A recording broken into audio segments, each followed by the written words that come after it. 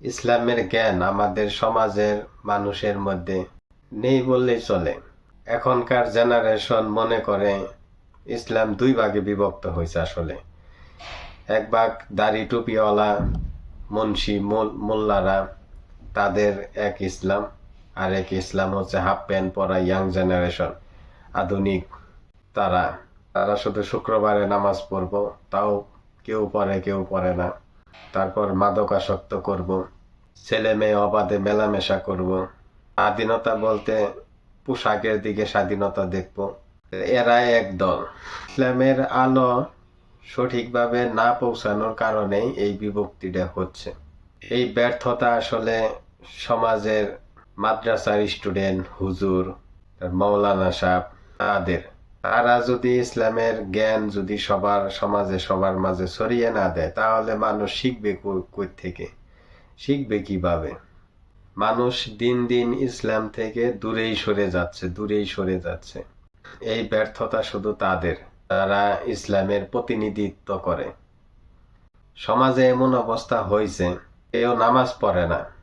সে যদি একদিন নামাজ পড়তে যায়, আশেপাশের লোকজন বলে, আরে তুই তো হুজুর হয়ে গেছস, মসজিদে যাইতেছস, নামাজ পড়তেছস। এরকম হয়ে গেছে সমাজ।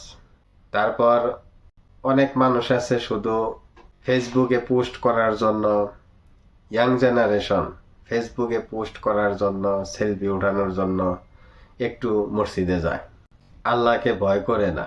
কিন্তু আসলে এটা তো ইসলাম না। আল্লাহর ইবাদত, নামাজ, কালাম এগুলা করতে হবে শুধুমাত্র আল্লাহর নৈকট্য লাভের আশায়, আল্লাহর মনোযোগের আশায়, আল্লাহকে খুশি করানোর আশায়। নিজের মন থেকে যে চাইতে হবে।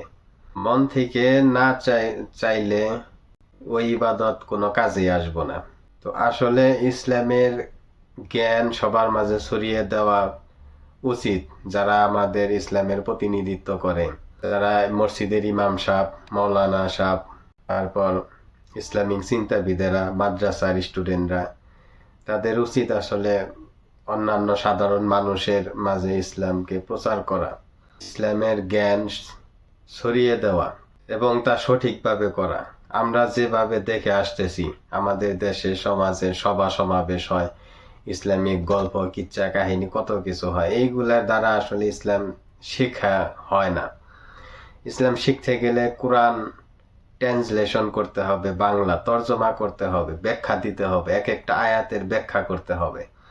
এবং আমাদের এই 2024 সালে এআই টেকনোলজির জামানায় কিভাবে ইসলামকে আমরা পালন করব, এই আধুনিক জীবনযাপন ইসলামিক ভাবে পালন করব, সেই ধ্যান ধারণা, সেই সলা পরামর্শ এবং সেই আলোচনা করা উচিত সবার সাথে। সবাইকে জানানো উচিত এই সময় আমরা কিভাবে নামাজ, কালাম, হজ, জাকাত এবং ভালোভাবে ঈমান ধরে রেখে চলতে পারি সমাজে, সে আলোচনা করা উচিত। এইভাবে সমাজে ইসলামের জ্ঞান ছড়িয়ে দেওয়া উচিত।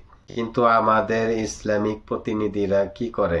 তারা শুধু তাদের ভবিষ্যৎ নিয়ে চিন্তিত।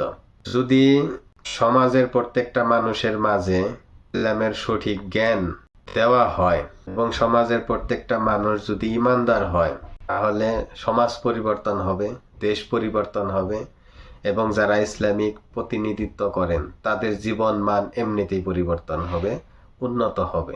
এই বিষয়ে আসলে ভাবা উচিত। যারা উচ্চপদস্থ আছে এবং কিছু আইন কানুন করা উচিত, যাতে প্রত্যেকটা প্রাইমারি লেভেলে, সাধারণ শিক্ষা ব্যবস্থায় প্রাইমারি লেভেলে কোরআন পড়া বাধ্যতামূলক করা হয়, কোরআনের সাথে সম্পর্ক যাতে হয় এরকম একটা ব্যবস্থা করা।